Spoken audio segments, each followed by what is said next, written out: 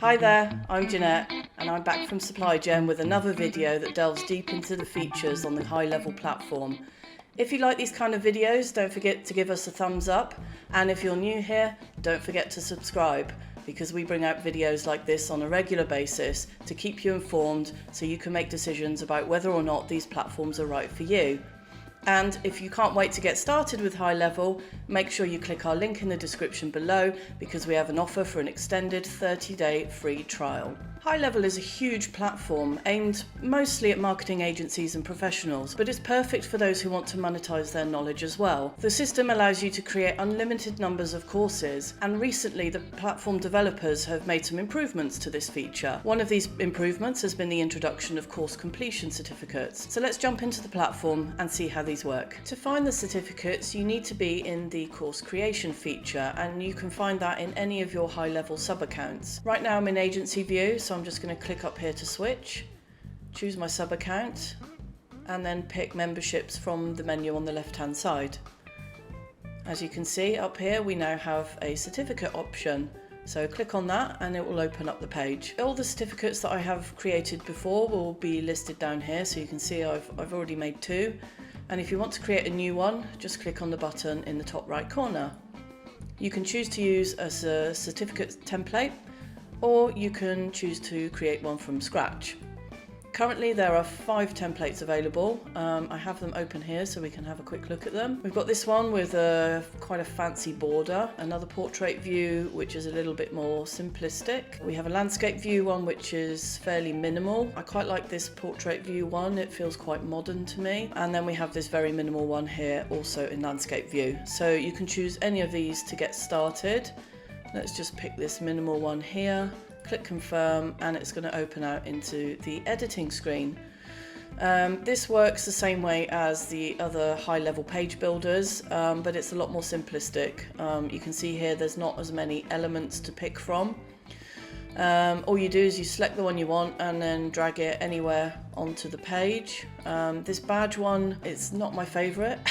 I feel like these clip art images have come straight out of the 90s, but if you want to use something a bit more modern and up to date, I recommend dragging the image element onto the page and uploading your own image of something that fits with your brand or just is a bit more modern and exciting than these. So you can resize these images or anything else that you put on the page, so you can make it as big or small as you want.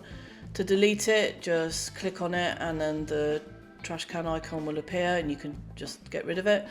And then to edit text, double click on it and your options will appear up here. So you can change the font, you can change the size, and you can bold it, underline it, underscore it, all of that. And then here you can add in custom fields. So if you want other information to pull in from your GoHighLevel contacts, then you can select for it to do that here. So this will auto-populate with the student's name when they have completed the certificate, and it will be awarded to them.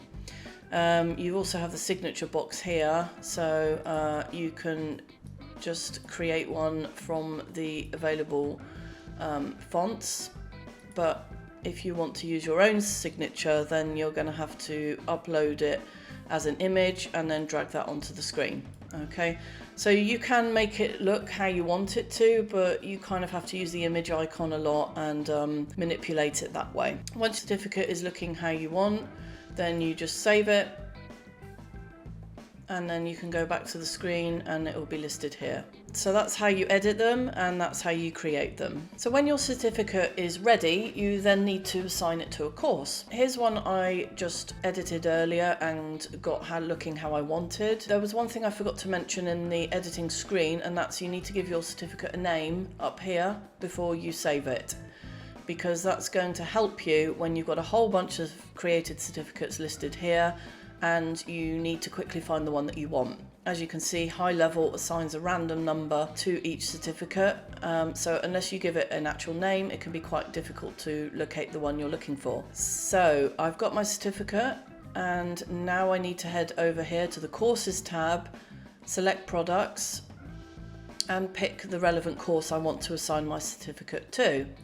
So just click on it, and you can see here that we've got a bunch of options, and then I just need to click on certificates, and click the blue Attach Certificate button. This is going to bring up a pop-up. So the top drop-down box is going to allow me to select the certificate from my available list and assign it. And then down here you can see there's another drop-down box, but it's greyed out. At the moment you can only assign a certificate for when a whole course has been completed by a student. You cannot assign certificates for lessons or modules or individual aspects of a course, like completing a quiz or an assignment or something like that. Because there's a drop-down box here and it's greyed out, that would suggest to me that at some point in the future, GoHighLevel intends to add more functionality for certificates into the platform. So perhaps later down the line, you will be able to assign certificates for things like completing modules or lessons or whatever. But right now, you can only assign them on completion of a course. So let's hit save. And you can see here that the certificate is assigned to the course, and it is currently active. So what that means is that when a student completes the course, they will be emailed with the certificate as a downloadable link. As a link which then allows you to download the certificate, and that link is shareable as well. So that if somebody else needs to see that certificate, all they need to do is send the link and they'll be able to view it. Over here you've got 3 dots, and that's going to open up the options for what you can do with the certificate. As you can see, they're reasonably limited. You can just delete it. You can mark it as inactive. So what that means is that students who complete the course will no longer be sent the certificate. You can choose to go back to the editing screen, or you can preview it. So this is what it looks like from the student's end. If you want to attach a different certificate, you can see here you can only attach 1 per course. So if you decide that you want to change the certificate, you will need to delete the current one first and then upload a new one. And then over here, back in the certificates tab, let's just take a look here under issued certificates. You can see here that I've completed my own course and I have been awarded the certificate, and you can look at the date on which it was awarded as well. So as your students complete their courses, the list here will obviously grow bigger. Again, we have some dots here, so there's a couple of things we can do. We can preview the certificate, so it's just going to bring up this screen again, and we can choose to revoke access. So if you decide that your student doesn't deserve their certificate anymore, or you need to revoke it for some reason, for example, you may have a course that needs to be taken on a yearly basis to remain current and up to date with the information that's on there. And if a student doesn't do this, then this means that their certificate effectively becomes inactive.